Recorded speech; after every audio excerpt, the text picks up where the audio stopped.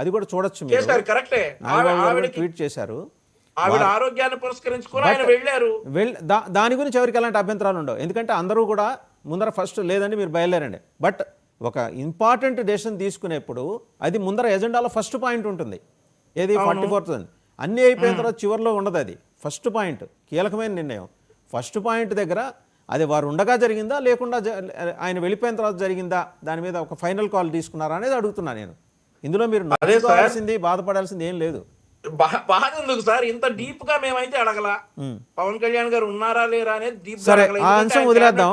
జగన్మోహన్ రెడ్డి గారి కారు, దుర్గేష్ గారు ఉన్నారు. జగన్మోహన్ రెడ్డి గారి కారు సరే, అది వాళ్ళ స్థాయిలో దుర్గేష్ గారు నాదిల మనోహర్ గారు తీసుకునే స్థాయిలో నిర్ణయం కాదు. అది పవన్ కళ్యాణ్ గారు ఉండాల్సింది. దాని మీద మళ్ళీ మాట్లాడదాం.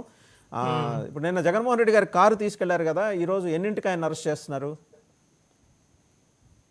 సార్? ఇప్పుడు పై స్థాయిలో జరిగే నిర్ణయాలన్నీ మీరు ఇప్పుడు ఇక్కడ నన్ను అడిగితే ఎలా సార్? పై స్థాయిలో నిర్ణయాలు జరుగుతాయి సార్, అవి అవన్నీ మీరు ఇప్పుడు నన్ను అడిగితే ఎలా సార్? ఇక్కడ definitely is liable to arrest అయితే చేస్తారు. ఎన్ని గంటలకు అరెస్ట్ చేస్తున్నారు, ఎవరు వచ్చి అరెస్ట్ చేస్తున్నారు, వెంకటరెడ్డి గారికి ఏమైనా ఇన్ఫర్మేషన్ ఉంటుందేమో. ఆయనకి ఎలాగో ఉంటుందిలే, ఆయన దగ్గరకు వస్తాను. ఇంకా చాలా ఉన్నాయి ఆయన అడగాల్సినవి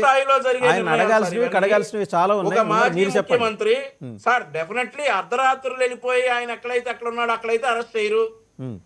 ఆయన ఇదిగో బాబు ఈ కారణంతో ఈ సెక్షన్స్ కింద ఈ సాక్ష్యాలతో నిన్ను అరెస్ట్ చేస్తున్నారని చెప్పేసి అరెస్ట్ అయితే ఉంటది. కానీ ఇప్పుడు ఎన్నింటికి అరెస్ట్ చేస్తున్నారంటే అర్ధరాత్రులు వెళ్ళిపోయి మాత్రం అరెస్ట్ అయితే చేయరు. అప్రజాస్వామిక అరెస్ట్ అయితే చేయరు. అన్ని నియమాలకు కట్టుబడి అప్పుడెప్పుడో అయిపోయిన గుంటూరు మిర్చి సంబంధించి కేసు ఇవాళ ఎందుకు హఠాత్తుగా పెట్టాల్సి వచ్చిందండి?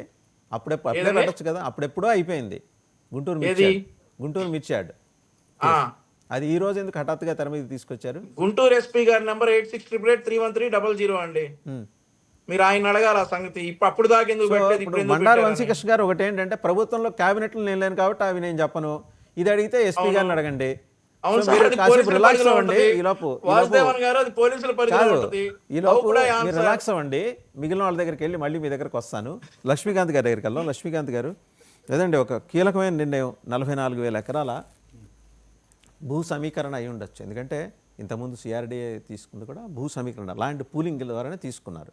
ల్యాండ్ ఎక్విజిషన్తో సమస్యలు ఉంటాయి కాబట్టి సాంకేతికంగా రైతులు నష్టపోతారనే ఉద్దేశంతో భూ సమీకరణ అనేది పెట్టుకొని వాళ్ళకి మేలు జరిగేలా ఒక నిర్ణయం తీసుకున్నారు. ఇప్పుడు కూడా ఎన్ని మేళ్లు జరగబోతున్నాయి ఈ 44,000 ఎకరాల ద్వారా? ఎన్ని రకాల మేళ్లు ఎంతమందికి జరగబోతున్నాయి? ఫస్ట్ ఏంటంటే మీకు కొన్ని అపోహలు అనేది ఉన్నాయి. నాకు లేవండి, నాకు లేవు. జనాలు మీరు స్టార్టింగ్ వంశీకృష్ణ గారిని ఒక క్వశ్చన్ వేశారు. పవన్ కళ్యాణ్ గారు వెళ్ళిపోయారు కదా, 44,000 ఎకరాల గురించి ఆయన వెళ్ళిపోయిన తర్వాత నిర్ణయం తీసుకున్నారా, తర్వాత నిర్ణయం తీసుకున్నారా? ఆల్రెడీ తీసుకున్నారు. వారితో సంప్రదించి విషయం ఏంటంటే నేను ఇక్కడ డిస్కస్ చేశారా లేదా అనేది అడుగుతారు. అదే సార్, ఇక్కడ ఏంటంటే అటువంటి వాటికి అపోహలు అయితే వదిలిపెట్టేసండి. ఎందుకంటే అక్కడ అపోహలు లేదండి. Questioning is not an Pawan Kalyan గారు ఏం చేసిన people have every right to ask you అండి. మీరు